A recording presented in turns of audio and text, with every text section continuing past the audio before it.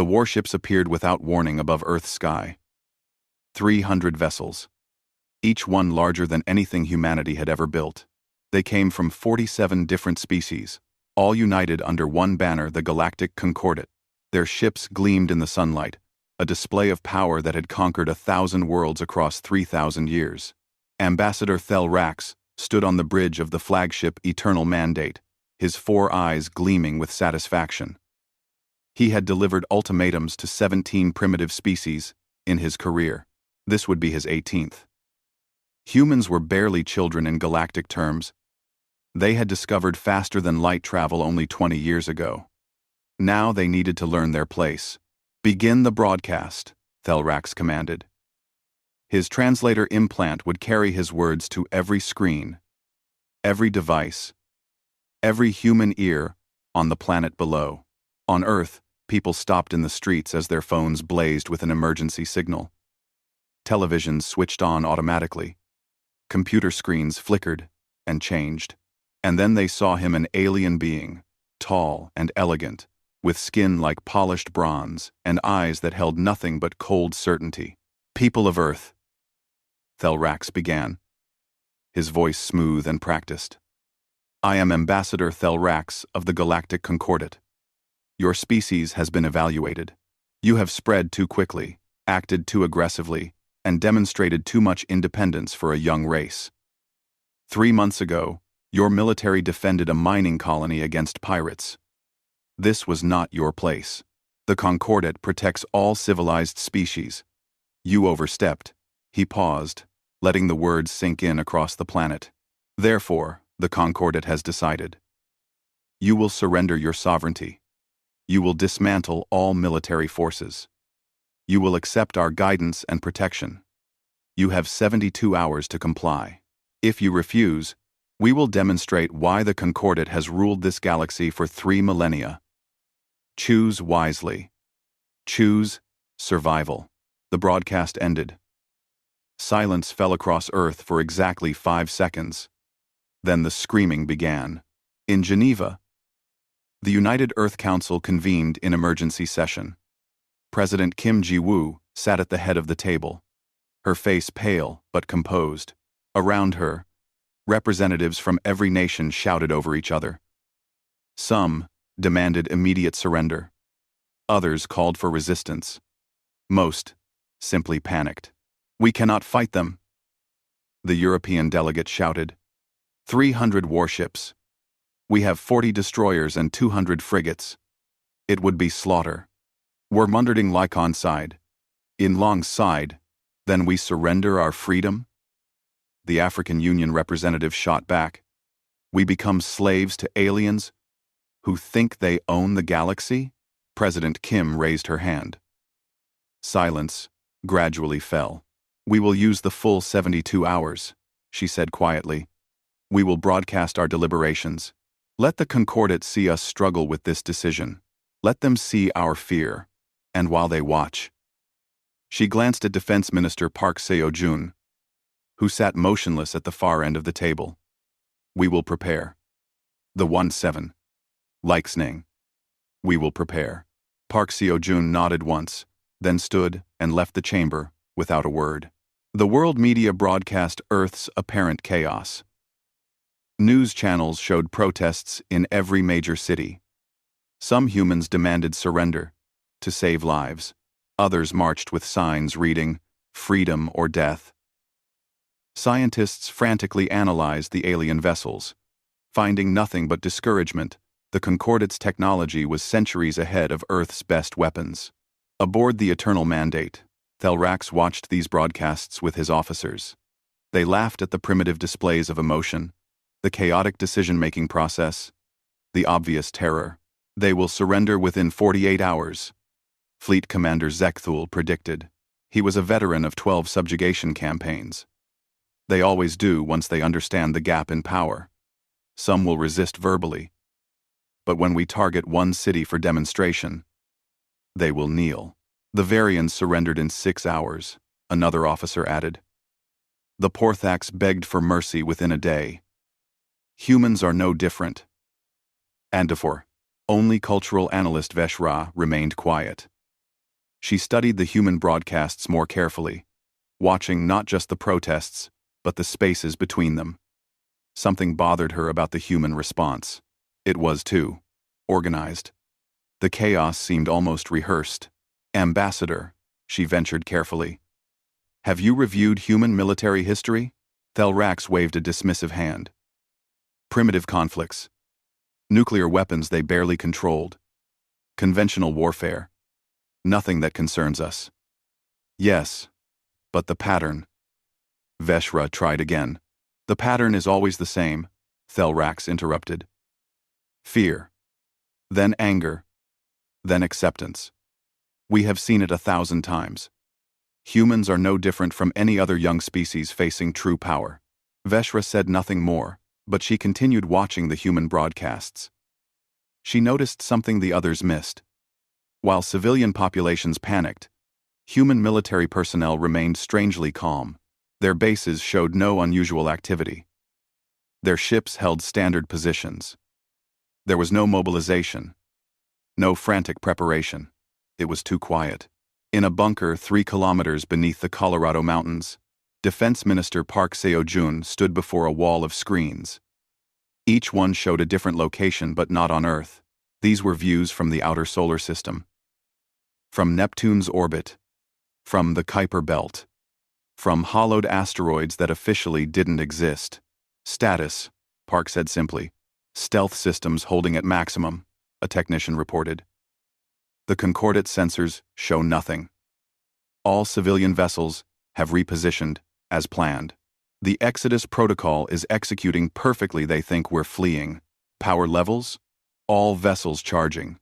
Weapon systems coming online in sequence. Midnight Armada reports ready status in 18 hours. Park allowed himself the smallest smile. 20 years. 20 years since humanity had achieved faster than light travel and seen the galaxy beyond. 20 years of exploration. And in the third year, they had encountered the Concordate. They had seen how the ancient races treated younger species. They had watched from a distance as the Porthax were conquered and absorbed, and humanity had made a decision. They would not join the galactic community as children begging for acceptance. They would not present themselves until they could guarantee their sovereignty. For 17 years, humanity's brightest minds had worked in secret. Not on colony ships, not on trade vessels, on weapons, on ships, on a fleet the galaxy had never imagined. The Concordate thought humanity had spent 20 years building a primitive navy of 40 destroyers. They had no idea that every civilian vessel, every research station, every mining facility in the outer solar system was part of a military infrastructure built for a single purpose: to ensure that if someone came to Earth demanding surrender, they would learn why humanity had survived ice ages, plagues, and their own worst impulses. Because humans had one simple philosophy about extinction. It wasn't an option. Park turned to his communications officer. "Send the activation codes. All vessels, all stations, all hidden assets. Begin Operation Midnight. And send a message to the Concordate flagship." "What should it say, Minister?" Park's smile vanished, replaced by something cold and hard. "Tell them, you wanted humanity to kneel. Instead, you will learn why we never do. Welcome to our solar system. You will not be leaving it." 48 hours had passed. 24 remained. The Concordate fleet waited confidently for humanity's surrender. They had no idea that in the darkness between stars, 800 warships were dropping their stealth systems, charging their weapons, and preparing to teach the galaxy a lesson 3,000 years in the making. The countdown to humanity's answer had begun. The celebration aboard the Eternal Mandate was already underway. Ambassador Thelrax had ordered the finest synthetic wines from 7 different worlds. Officers from dozens of species mingled in the observation deck, watching Earth spin below them like a prize already won, to another successful integration. Thelrax raised his glass. The crowd echoed his toast, their various languages blending through translator implants into a chorus of victory. Fleet Commander Zekthul stood near the viewport, his scaled hands clasped behind his back. He was a Thanner, a species that had served the Concordat for 2,000 years. He had personally overseen the subjugation of 8 different species. This mission was meant to be routine. "Commander, you seem troubled," a young officer observed. "The humans show every sign of surrender. Their president will broadcast acceptance within hours." Zekthul's eyes triple-lidded, and Ancient never left the planet below. "Tell me, Junior Officer Kresh, what do you know of the humans' military history?" "Primitive warfare, Commander. Nuclear weapons, conventional explosives, basic energy weapons. Nothing compared to quantum torpedoes or plasma cannons." "And their strategies?" Kresh hesitated. "I have not studied that deeply." "Commander, then let me educate you," Zekthul said quietly. "Humans have fought continuously for their entire recorded history. Not occasional wars, like civilized species. Constant, brutal, total warfare. They perfected the concept of mutually assured destruction. They built enough nuclear weapons to destroy their own planet 7 times over, and both sides refused to disarm because neither would accept subjugation. "But that was against themselves," Kresh protested. "Surely against a superior force. Against superior forces, humans historically fought harder." Zekthul interrupted. "I have studied 300 battles from their history. Do you know what I found? Humans surrounded and outnumbered will sometimes surrender, yes. But humans facing extinction? Facing complete conquest? They have never surrendered. Not once. They choose death first." Kresh laughed nervously. "That's just propaganda, Commander. Surely when faced with real power." 300 warships are real power," Zekthul agreed. "But is it enough?" He turned to face the young officer. "The Varians faced 50 ships. They surrendered. The Porthax faced 100. They begged for mercy. We brought 300 to Earth. Does that not strike you as unusual? Why did the Concordat send such overwhelming force against a species only 20 years into space travel?" Kresh had no answer. Across the observation deck, cultural analyst Veshra nursed her drink alone. She had tried 3 more times to voice her concerns to Ambassador Thelrax. Each time, he had dismissed her with increasing irritation. The Concordat had 3,000 years of experience. What could one analyst see that entire generations of conquerors had missed? But Veshra couldn't shake her unease. She pulled up human historical data on her tablet, scrolling through translated records. The Battle of Thermopylae, 300 soldiers, holding against thousands, choosing death over surrender. The Siege of Stalingrad, an entire city reduced to rubble. Civilians and soldiers fighting in the ruins rather than submit. The nuclear standoff of their Cold War, 2 superpowers with their fingers on extinction buttons, and neither blinked for 50 years. Every pattern showed the same result. Back humans into a corner. And they didn't fold. They exploded. "Attention," the ship's AI announced suddenly. Multiple sensor anomalies detected. The celebration paused. Officers glanced at each other with mild concern, but no real worry. What could go wrong? "Specify anomaly," Zekthul commanded, immediately alert. "All human civilian vessels have vanished from sensors." The AI reported. 12 colony ships, 47 transport vessels, and 63 private craft. No debris signatures. No FTL jumps detected. They have simply disappeared. The room fell silent. Thelrax set down his glass slowly. "Disappeared?" he repeated. "Ships don't simply disappear. Expand sensor range. Find them." For 3 minutes, the Concordat's most advanced sensors swept the solar system. They found asteroids. They found planets. They found Earth's moon, and Mars, and Jupiter's many satellites. But the human ships were gone. "Perhaps they jumped to FTL before we could detect it?" a junior officer suggested. "Impossible," the sensor technician insisted. Our gravitational detectors would have registered the dimensional shift. These vessels didn't jump. They didn't move. They simply ceased to exist on our sensors. Veshra felt ice in her stomach. Ambassador, I recommend a transmission cut through every communication channel on the Concordat fleet. No encryption. No protocol. Just raw, powerful broadcast that overrode their entire system. President Kim Ji-woo's face appeared on every screen. But she wasn't in the council chamber anymore. She stood on what appeared to be a military bridge, surrounded by officers in black uniforms, and she was smiling. Ambassador Thelrax, Kim said in perfect Concordat formal language.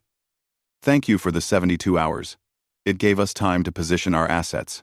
Your sensors are looking for our civilian vessels. You won't find them. They're still here, you're just looking at them wrong. What is the meaning of this?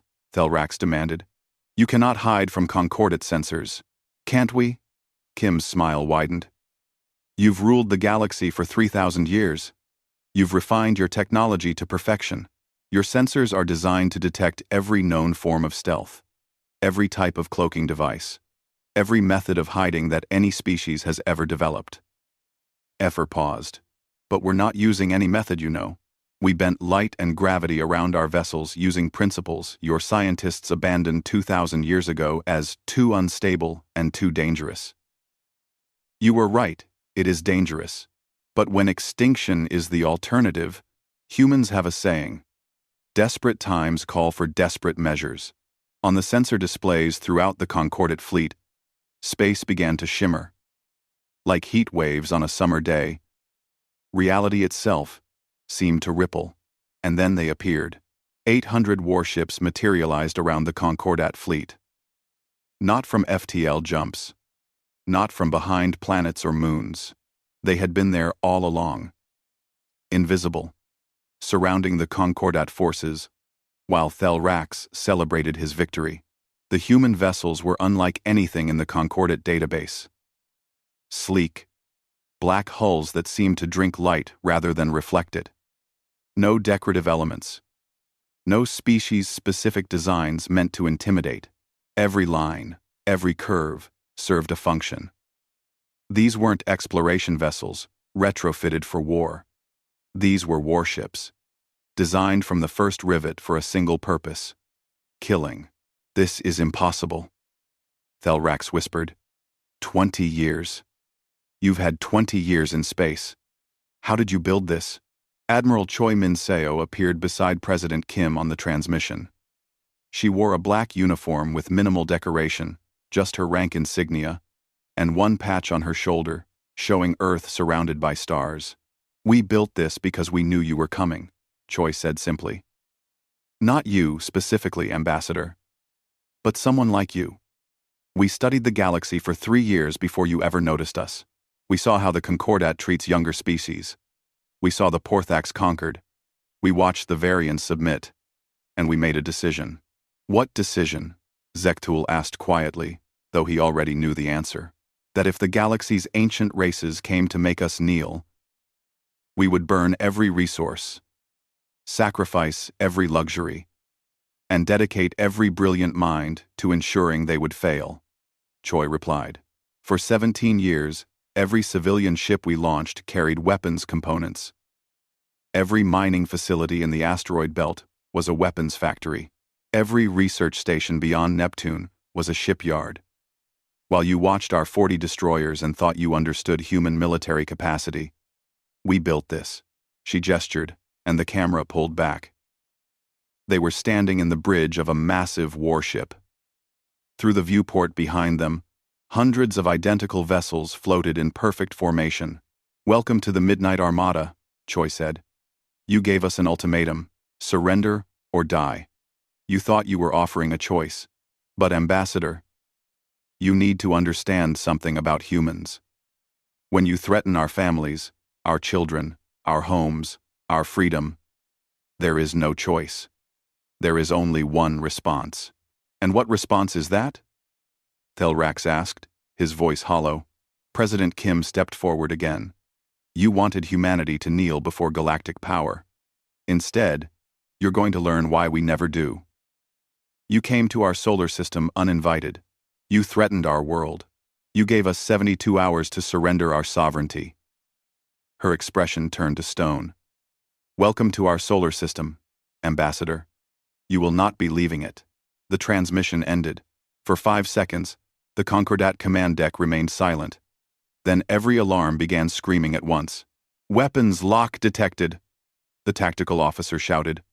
All vessels report multiple targeting solutions on every ship in the fleet. How many locks? Zekthul demanded.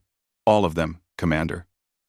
Every human vessel has achieved firing solutions on critical systems, shield generators, weapons arrays, command centers, life support. They're not targeting our ships.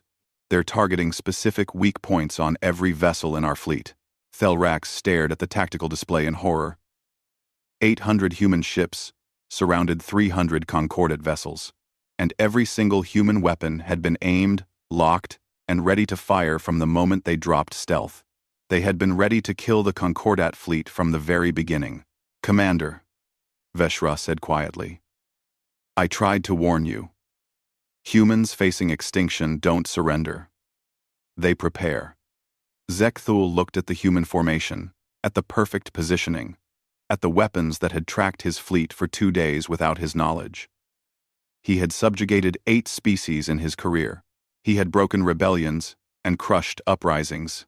But he had never faced an enemy that had spent 17 years preparing for this exact moment. An enemy that had built an entire military infrastructure in secret. An enemy that had lured his fleet into their home system and surrounded them before declaring their intentions. He had never faced humans before. Ready all weapons, he ordered quietly. Prepare for combat. Commander, we're outnumbered nearly 3-1, an officer protested. Zekthul's ancient eyes never left the display. Yes. And I suspect that will not be enough. Fleet Commander Zekthul made his decision in seconds. He had not survived 200 years of military service by hesitating. The humans had surprised him. Yes, but numbers still mattered. Technology still mattered. And the Concordat had 3,000 years of refined warfare behind them. All vessels, implement hammer formation, he commanded across the fleet network. Overlapping shield protocols. Concentrate fire on the nearest enemy vessels. Show these primitives what true power means. The Concordat fleet moved with practiced precision. 300 warships shifted into a defensive sphere, their shields linking together to create a nearly impenetrable barrier. It was a formation that had broken rebellions on 70 worlds. Energy shields overlapped and reinforced each other. Any attack would have to penetrate multiple layers of protection. Formation complete, Commander, his tactical officer reported. All weapons charged. Awaiting your order. Aboard the human flagship Soul's Vengeance, Admiral Choi Min-seo watched the Concordat formation take shape on her displays. Beside her, Tactical Officer Lee Jun-ho studied the shield configuration with a slight smile. They're using the hammer formation, Lee observed. Standard Concordat, defensive doctrine. Overlapping energy shields. Concentrated firepower. And our response? Choi asked, though she already knew the answer. They had wargamed this exact scenario 400 times.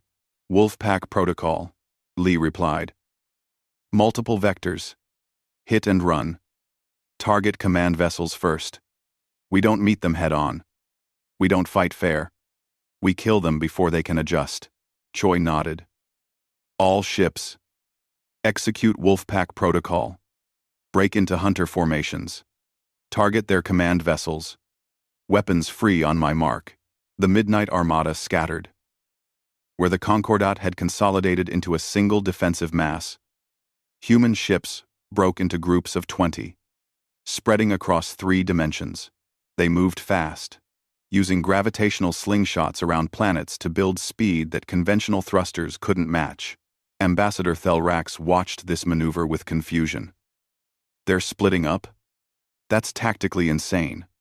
Concentrated fire would have given them a chance. Now we'll destroy them in pieces. No, Zekthul said quietly, realization dawning. They're not splitting up. They're hunting.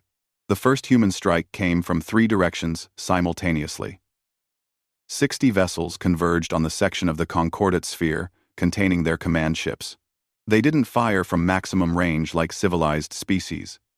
They closed to nearly point-blank range in space terms, then unleashed everything. Human weapons were not what the Concordate expected. No energy beams that shields could dissipate. No plasma that could be deflected. Instead, streams of solid projectiles accelerated to impossible speeds using gravity manipulation. Kinetic rounds, moving at significant fractions of light speed. The Concordate shields, designed to absorb and redirect energy, did nothing against solid mass traveling at relativistic velocities. The projectiles punched through the energy barriers like they didn't exist and struck the hulls beyond with the force of tactical nuclear weapons. 3 Concordate command ships simply came apart.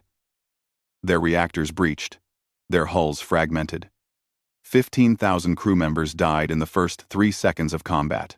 Impossible, Thelrax screamed. Are designed for energy weapons, Zekthul finished grimly. The humans are using kinetic weapons. Mass, velocity, impact, physics that shields cannot stop. Then activate point defense. Shoot down their projectiles. Commander, the projectiles are moving too fast, the weapons officer reported. By the time our sensors detect them, they've already hit. We can't track them. The human wolf packs didn't stay to fight. The moment they fired, they scattered again, using gravity assist maneuvers that pulled acceleration levels no biological crew should survive. But they did survive, and they repositioned for another strike. Return fire, Zekthul ordered. All vessels, quantum torpedoes, full spread.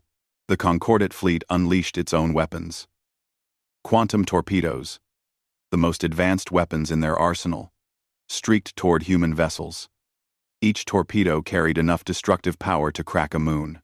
Hundreds of them filled the space between the fleets. The human ships didn't try to run.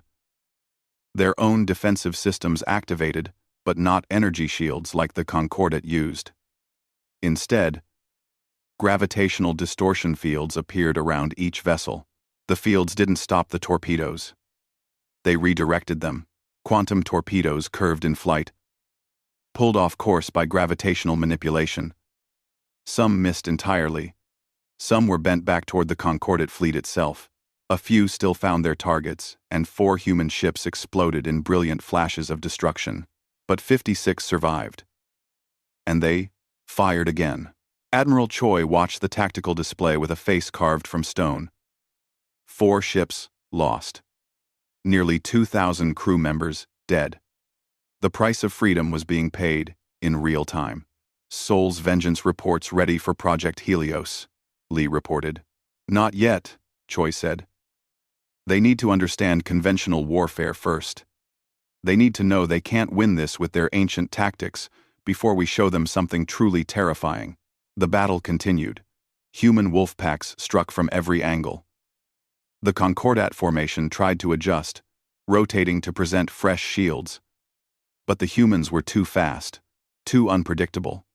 Every time the Concordat aimed their weapons, their targets had already moved. More human ships fell. The count climbed 6, 8, 12. Each loss was transmitted instantly back to Earth, to the hidden shipyards, to the billions watching humanity fight for survival. And each loss was answered with more ships emerging from stealth, more crews volunteering, more humans choosing to die free rather than live as subjects. They're not fighting like any species we've encountered, Veshra observed from her station. She had been watching the human tactics with horrified fascination. They're not trying to win a battle. They're trying to kill us completely. What's the difference? Thelrax demanded, clutching his command chair as the ship rocked from a near miss. Every species we've subjugated fought to survive, to minimize losses, to negotiate from a better position, Veshra explained. Humans are fighting like this is already total war. They're accepting casualties that would break any other species' will to fight. Look, that human ship just rammed one of ours rather than let it escape. They turned their own vessel into a missile. Savages, Thelrax spat. No, Zekthul corrected quietly. The Concordat fleet was learning what human military history could have taught them. Humans didn't fight duels. They didn't respect battle etiquette. They fought dirty, efficient, and with a willingness to trade lives for victory that civilized species had forgotten millennia ago. But the Concordat still outnumbered them. Even as losses mounted on both sides, the ancient fleet retained its numerical advantage. Zekthul began to hope they might still win, through sheer attrition. Then the humans deployed their drones. Thousands of small craft detached from the larger human vessels. Each one was barely 20 meters long. Too small for crew.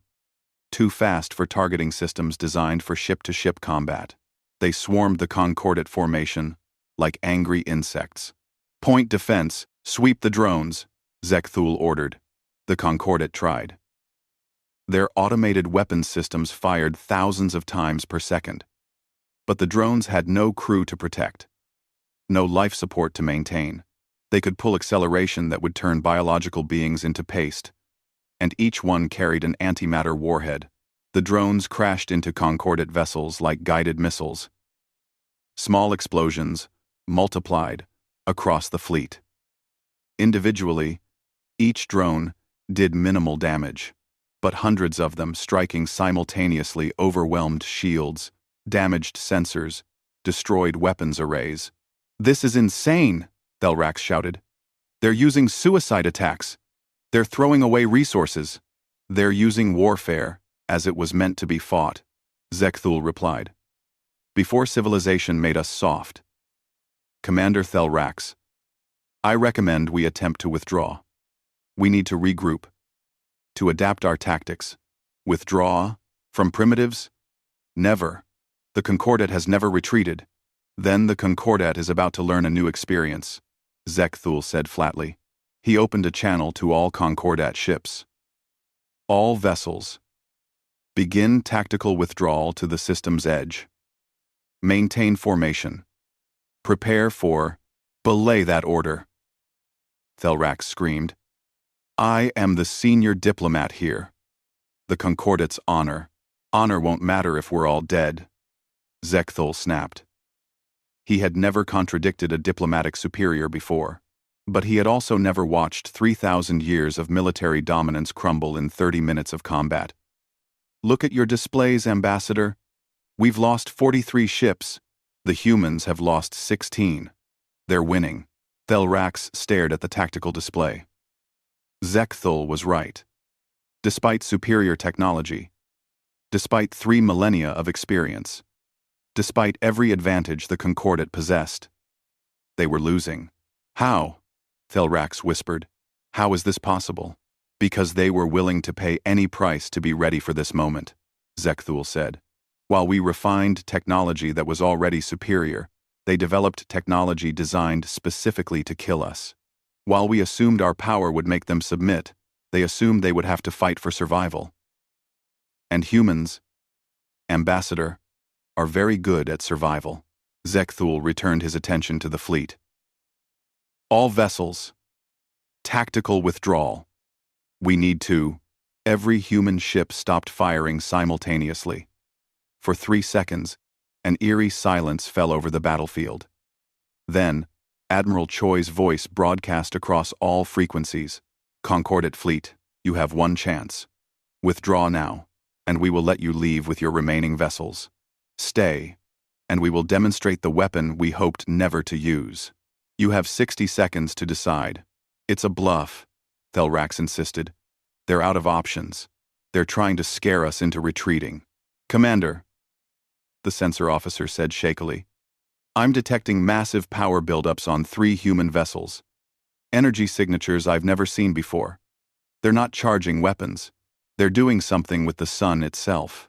Zekthul looked at the timer counting down. 40 seconds. He thought of his crew. His fleet. The thousands of beings under his command. He thought of the Concordat's 3,000 years of dominance. And he thought of humans ramming their own ships into enemy vessels, rather than let them escape. Of pilots accepting certain death to achieve tactical advantage. Of a species that had built 800 warships in secret, because they knew that freedom's price was always worth paying. "Signal all ships," Zekthul said quietly. "We're leaving." The Concordat fleet began its withdrawal. Slowly, maintaining formation, the surviving ships pulled back from Earth's orbit. 257 vessels remained from the original 300.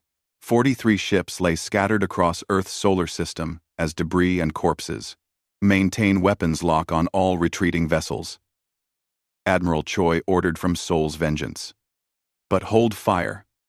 Let them see what we almost used. On 3 human vessels positioned between Earth and the Sun, massive gravitational generators powered up to full capacity. The technology was experimental, unstable, and had killed 200 scientists during testing. But it worked. The generators created focused gravitational lenses that could redirect and concentrate solar radiation. For 5 seconds, a beam of pure sunlight, focused to laser intensity, reached across millions of kilometers and touched the edge of a Concordat dreadnought's shields. The shields held, but the outer hull beneath them began to glow, then melt. The beam shut off. The demonstration was complete. Aboard the Eternal Mandate, Thelrax stared at the readings in horror. They weaponized their own star. Yes, Zekthul confirmed. And that was at minimal power. A sustained beam could have vaporized any ship in our fleet. Our shields mean nothing against an entire star's output focused into a weapon. This is impossible. This technology, it would take thousands of years to develop. Or 20 years of desperate innovation by a species that refused to accept extinction, Zekthul replied. Ambassador, I recommend we comply with their demand. Leave this system and report what we've found. The Concordat needs to know what we're facing, Thelrax wanted to argue. Every instinct, every bit of training, every lesson, from 3,000 years of dominance, told him that the Concordat did not retreat, did not negotiate, did not show weakness. But he had just watched humans turn their sun into a weapon. And he knew, with cold certainty, that if the Concordat fleet stayed, humanity would use it. They would burn their own solar system to ash if that's what it took to prevent conquest. Signal the fleet, Thelrax said finally, his voice hollow. We're returning to Concordat space. And the humans' demands? Thelrax looked at the tactical display showing 800 human warships surrounding his battered fleet. Tell them, we will carry their message to the High Command. The Concordat fleet began its jump preparations. But before they could activate their FTL drives, every sensor officer in the fleet reported the same thing simultaneously. Commander, multiple gravitational signatures detected at the edge of Concordat space. Zekthul's blood went cold. Clarify. What signatures? Identical to human vessels, Commander. Hundreds of them. They're not in our space yet, but they're positioned at our borders. They're waiting. Thelrax staggered to the sensor display. The readings were unmistakable. Human warships, hundreds of them, positioned at key points along the Concordat's frontier. Not invading, just there, visible, waiting. When? Thelrax whispered. When did they position these forces? The gravitational signatures suggest they've been in position for at least 3 days. The sensor officer reported. Before we even arrived at Earth. 1. The implications crashed over Thelrax like a physical blow. The humans hadn't just built a defensive fleet. They had built an offensive one too. And while the Concordat sent 300 ships to conquer Earth, humanity had positioned hundreds more at the Concordat's own doorstep. This wasn't a desperate last stand. This was a coordinated military operation, planned years in advance. Admiral Choi's voice came across the communication channel one more time. Concordat fleet. You're detecting our second and third armadas at your borders. They won't attack, unless you force them to. But understand this. You came to our home with 300 ships, thinking it would be enough. We prepared 800 to defend Earth, and 600 more to ensure you couldn't simply return with reinforcements. She paused, letting that sink in. You wanted to conquer humanity because we defended a mining colony, because we acted too aggressive for a young species. Here's the truth you need to carry back to your high command. You mistook patience for weakness. You mistook silence for submission. We didn't announce ourselves to the galaxy because we were afraid. We stayed quiet because we were building, preparing, making sure that when someone finally noticed us and decided we needed to kneel, we could burn their fleet from the sky. This is madness. Thelrax transmitted back. You've built an entire military infrastructure in secret. You've positioned forces to threaten the Concordat itself. You're risking war with the entire galaxy. No, Ambassador. President Kim's voice joined the transmission. You risked war when you came to Earth and demanded our surrender. Everything that's happened since is just the consequences of your decision.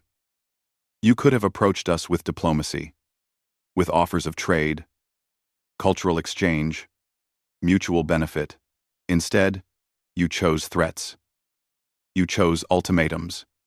You chose to treat humanity as subjects, rather than equals.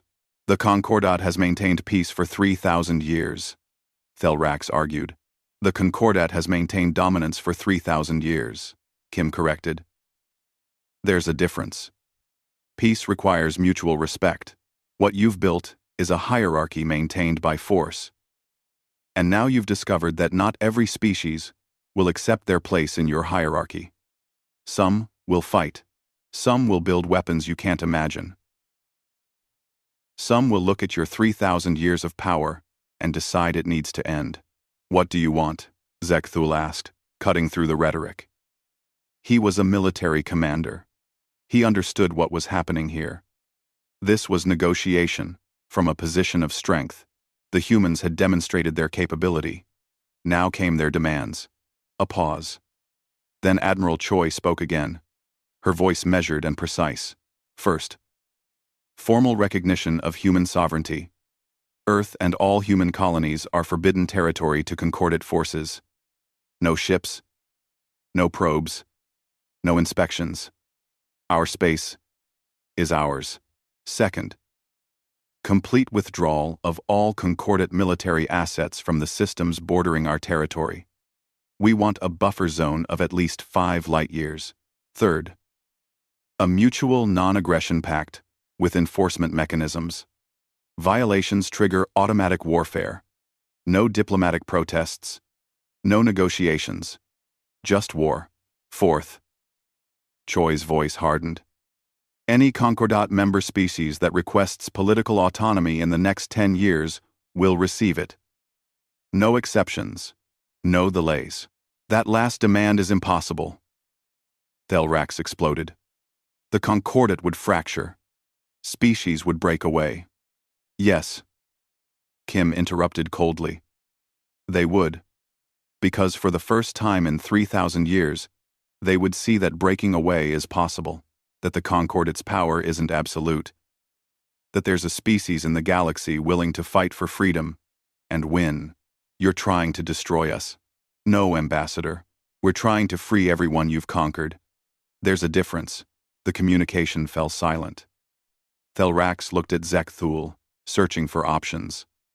The fleet commander shook his head slowly. We have no choice, Zekthul said quietly. We're surrounded, outnumbered, and outmaneuvered. Our fleet is damaged. Our shields are ineffective against their weapons. They have forces positioned to strike into Concordat space if we refuse. And they've demonstrated they're willing to turn their own sun into a weapon. Ambassador, we cannot win this. The High Command will never accept the fourth demand, Thelrax said. They'll fight first. Then they'll lose, Zekthul replied. I've spent 200 years studying warfare. I've broken rebellions and crushed uprisings. But I've never faced an enemy like this. These humans didn't react to our threat. They anticipated it. They prepared for it, and they positioned their forces so that whether we win or lose this battle, we lose strategically. He gestured at the tactical display showing the human forces at concordate borders. Look at their positioning. They're not at our capital worlds. They're at shipyards, supply depots, communication relays. If fighting starts, they'll cripple our ability to wage war before we can even mobilize. They've studied us, Ambassador. They know where we're vulnerable, and they're holding a knife to our throat while offering us a chance to walk away. Thelrax slumped in his command chair. 3,000 years of concordate dominance, and it had taken humans 20 years to find the cracks in the foundation. What do you recommend, Commander? We carry their message to the High Command. Zekthul said. We tell them exactly what happened here. We show them the battle recordings, and we recommend they accept at least the first 3 demands, while finding a way to creatively interpret the 4th. And if they refuse? If they decide to mobilize the full concordate military? Zekthul looked at the tactical display, showing 800 human warships surrounding their fleet, and hundreds more positioned at concordate borders.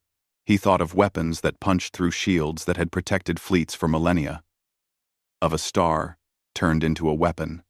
Of crews willing to ram their own ships into enemy vessels, rather than let them escape. Then we'll lose, he said simply. Not immediately, not easily. Because they're willing to pay any price to stay free. And we've forgotten what it means to fight for survival, rather than dominance. The Concordat fleet completed its jump preparations in silence. As the ships began to flicker out of normal space, returning to their territory, Admiral Choi transmitted one final message. Tell your High Command we didn't want this war.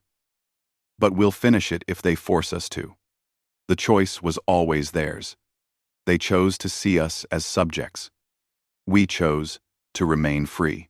Everything else is just consequences. The last Concordate ship vanished from Earth's solar system. For the first time in 3,000 years, a Concordate subjugation fleet had retreated, and throughout the galaxy, species that had lived under Concordate rule for centuries watched the recordings starting to spread through underground channels. They watched humans face extinction and choose to fight. They watched impossible weapons and suicidal tactics and 800 warships that had been built in secret, and they began to wonder, if humans could say no to the Concordat and survive, could they? The galaxy's status quo, stable for 3 millennia, had just cracked, and the crack was spreading. 3 months after the Battle of Earth, the Concordat High Command convened in their capital world of Theos Prime. The chamber was ancient, carved from stone that had witnessed 3,000 years of decisions. 147 representatives from the galaxy's most powerful species sat in concentric circles around the central podium. The Primarch, eldest of the Eternal Council, rose to address them. His species had discovered FTL travel before most others had developed writing. He had personally overseen 500 years of concordate expansion. We face a choice, the Primarch said, his translated voice echoing through the chamber. For the first time in our history, a species has said no to the Concordat and backed that refusal with military force. The question before us is simple. Do we accept their terms, or do we mobilize for total war? War, growled Ambassador Thelrax from his place in the outer circle. He had been demoted after Earth, stripped of his diplomatic privileges, but they allowed him to speak because he had witnessed what happened. They humiliated us, defeated our fleet, threatened our borders. If we accept their terms, every subject species will see our weakness. The Concordat will collapse within a generation. Perhaps it should, a quiet voice said. Every head turned. Cultural analyst Veshra stood in the gallery reserved for advisors. She should not have spoken. The High Command tolerated many things, but interruption was not one of them. Explain yourself, the Primarch commanded, his tone dangerous. Veshra walked to the central floor, her movements steady despite the weight of 147 pairs of eyes on her. She activated the chamber's holographic display. "This is the Battle of Earth," she said. The recordings played concordate ships burning, human vessels ramming their enemies. The sun itself turned into a weapon. Watch carefully. Not the tactics, not the technology. Watch the humans themselves. The recording shifted to intercepted human communications. Crew members on damaged ships, knowing they were about to die, transmitting final messages. Not pleas for rescue. Not expressions of regret. Messages to their families telling them the sacrifice was worth it. Pilots accepting suicide missions without hesitation. Engineers staying at their posts while their ships broke apart around them. "This is what we face," Veshra continued. "Not superior technology. Not better tactics. We face a species that has made a collective decision. Extinction is preferable to subjugation. Every single human we've analyzed shows the same pattern. They will die before they kneel. Then we'll kill them all." Thelrax spat. "We mobilize every fleet. We turn their worlds to glass. We show the galaxy what happens to those who defy us. And how many of our own will die in that war?" Veshra asked. "The humans have already demonstrated they can destroy our ships. They've positioned forces at our borders. They've built weapons we didn't think possible. And they've proven they'll use them. A war of annihilation against humanity would cost us millions of lives, decades of fighting, and the loyalty of every subject species watching us burn worlds because one species demanded to be free. Freedom is not negotiable in civilized space," the Primarch stated. "The Concordat provides order, protection, prosperity. Individual freedom is primitive." "Is it?" Veshra pulled up more data. "I've analyzed the recordings spreading through our territory. The battle footage. Human President Kim's speeches. Do you know what's happening? Subject species are watching. The Varians have quietly increased their military readiness for the first time in 2 centuries. The Porthacs have begun theoretical weapons research. The Kresh, the Morvalans, the Tethians, all of them are watching and asking the same question. If humans can stand against the Concordat, why can't we?" Silence fell over the chamber. The representatives looked at each other, seeing the same realization on every face. The humans hadn't just won a battle. They had done something far more dangerous. They had made resistance look possible. Fleet Commander Zekthul stood from his position. "The analyst is correct. I have spent 3 months reviewing every detail of the engagement. The humans didn't just defeat us tactically. They defeated us psychologically. They demonstrated that the Concordat's power isn't absolute, that our 3,000 years of dominance was built on the perception that resistance was futile. They shattered that perception. So you counsel surrender?" another representative demanded. "I counsel survival," Zekthul replied. "Look at the strategic situation. The humans have 1,400 warships total. We have 50,000.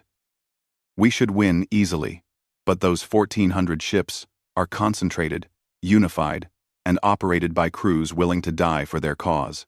Our 50,000 ships are spread across hundreds of systems, protecting subjugated species that are now questioning why they need protection. If we mobilize everything to destroy humanity, what happens to our territory while we're gone? What happens when the Varians see us commit genocide against a species that only wanted freedom? 2. Wanted. 2.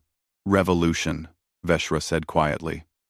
Our entire empire will burn while we're busy destroying one species that had the courage to say no. The Primarch was silent for a long moment. He had seen empires rise and fall.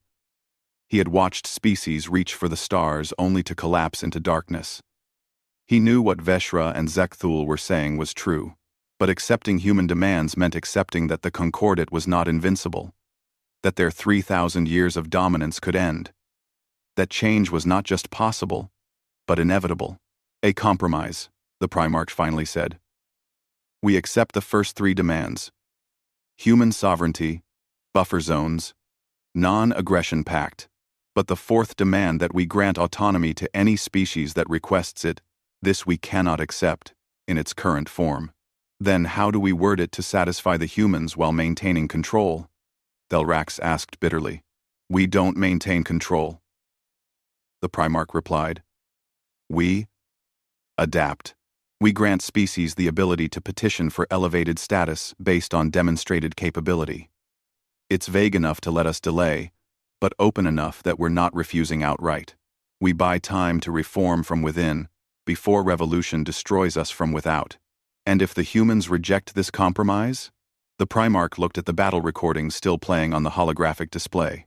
Ships burning, crews dying, humans choosing extinction over submission. Then we'll have war, he said quietly, and we'll lose our empire either way, burned to ash by human weapons, or torn apart by rebellions inspired by human courage. The vote was called. 147 representatives decided the future of the galaxy. The result was not unanimous, but it was clear. The Concordat would accept humanity's terms with the fourth demand carefully reworded into meaninglessness. It was survival, not surrender. Adaptation, not defeat. But every representative knew the truth. The galaxy had changed. The Concordat's absolute power was broken, and humanity had done it in 20 years with 800 warships and the willingness to burn stars themselves before they knelt. On Earth, President Kim Ji-woo sat in her office overlooking Geneva. Defense Minister Park Seo-jun handed her the official Concordat response. She read it in silence, her expression unchanging. They accepted the first three demands completely, Park observed. The fourth. They worded it carefully. It's technically a concession, but practically meaningless. For now, Kim agreed. But the door is open. Species can petition for autonomy. Most won't, they're too afraid. But some will. And when the Concordat grants the first request to avoid looking weak, others will follow. The Empire will fragment slowly, rather than collapse suddenly, and we'll have to maintain the Midnight Armada indefinitely. The military infrastructure we built, the resources we diverted, the constant vigilance, it's going to cost us generations of development, exploration, peaceful expansion. Kim looked at the casualty report on her desk. 20,000 dead in the Battle of Earth. 50,000 more in the raids that followed. Families destroyed. Dreams ended. The price of freedom, written in blood and sacrifice. Yes, she said quietly. It will cost us. But the alternative was kneeling. And humans don't kneel. Not for ancient empires. Not for overwhelming force. Not for anything. Park was silent for a moment. Then, was it worth it? All those lives, all that sacrifice, all the resources poured into weapons, instead of colonies, and cities, and art. Ask the Varians, Kim replied. Ask the Porthax. Ask every species that spent centuries under Concordat rule, watching humans prove that resistance is possible. Ask them if 20,000 human lives were worth showing the galaxy that freedom can be defended. She stood and walked to the window. Below, she could see the memorial garden where families visited the names of the fallen. Every day, people came. Every day, they placed flowers and small stones and photographs of the dead. We didn't start this fight, Kim continued. The Concordat came to our home and told us to surrender our sovereignty or die. They thought we'd choose survival. They didn't understand that for humans, survival without freedom isn't survival at all. It's just breathing, while someone else controls your life. So we chose war. We chose ourselves, Kim corrected. We chose to be free. Everything else, the weapons, the battles, the deaths, those were just the cost of that choice. And yes, Minister, it was worth it. 6 months after the Battle of Earth, Admiral Choi Min-seo walked through the military cemetery outside Seoul. Row after row of white markers, each one representing a human who died defending humanity's freedom. 2,000 markers bore her signature orders she had given that sent people to their deaths. A young reporter approached her carefully. Admiral, May I ask a question? Choi stopped at one marker. The name read, Lieutenant Lee Hae-jun, 26 years old, Seoul's Vengeance. He had been the pilot who rammed his damaged fighter into a Concordat dreadnought's bridge. 30 seconds that killed 5,000 enemy crew and saved hundreds of human lives. What's your question? Choi asked. Do you regret it? The battle? The losses? The permanent militarization of our society? We're never going back to who we were before. We're always going to be the species that turned our sun into a weapon. Choi knelt and placed a small stone on Lieutenant Lee's marker. It was a human tradition, older than spaceflight, older than nations. A way of saying, I was here. I remember. I regret every name in this cemetery, Choi said quietly. Every child who grew up without a parent. Every spouse who sleeps alone. Every dream that ended in fire and vacuum. I carry them all. She stood and faced the reporter directly. But I don't regret the choice. The Concordat came to make us kneel.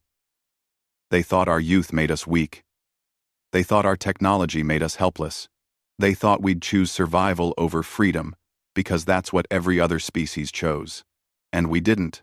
We didn't, Choi confirmed. We chose to fight.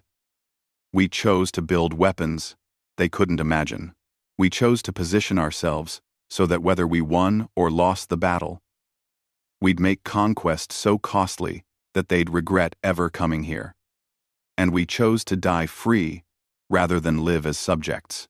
She looked back at the endless rows of markers. Every person here made that choice. They looked at extinction and slavery and chose a third option: victory. They paid with their lives to teach the galaxy a lesson 3,000 years overdue.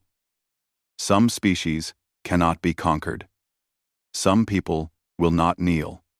And freedom, real freedom, is always worth any price. What happens now? The reporter asked. The Concordat accepted most of our terms. We have peace, of a sort. But we're still building warships, still preparing for war, still militarized. Because peace is wonderful, Choi said. But freedom is non-negotiable. And the galaxy has learned that about humanity. We reached for the stars, hoping to find friends. We found an empire instead. So we built weapons, and we fought, and we proved that Earth's children will burn the galaxy itself before we bow. She started walking back toward the entrance, then paused. You asked if I regret it. Here's the truth. I regret the necessity. I mourn the cost. But the result?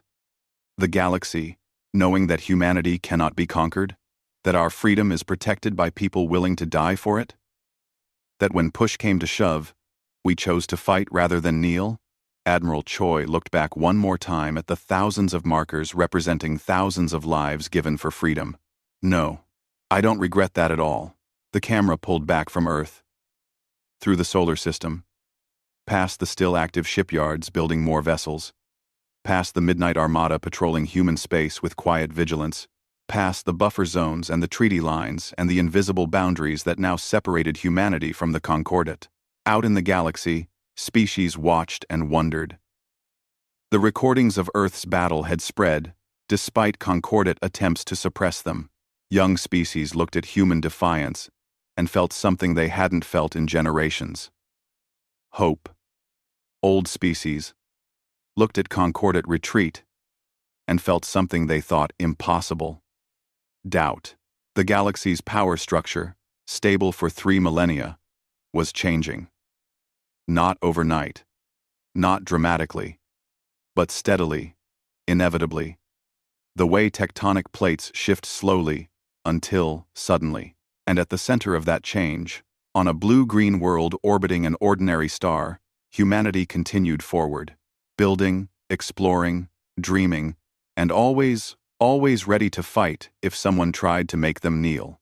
Because the galaxy had ordered Earth to kneel, and humanity's answer had burned across the stars. Never.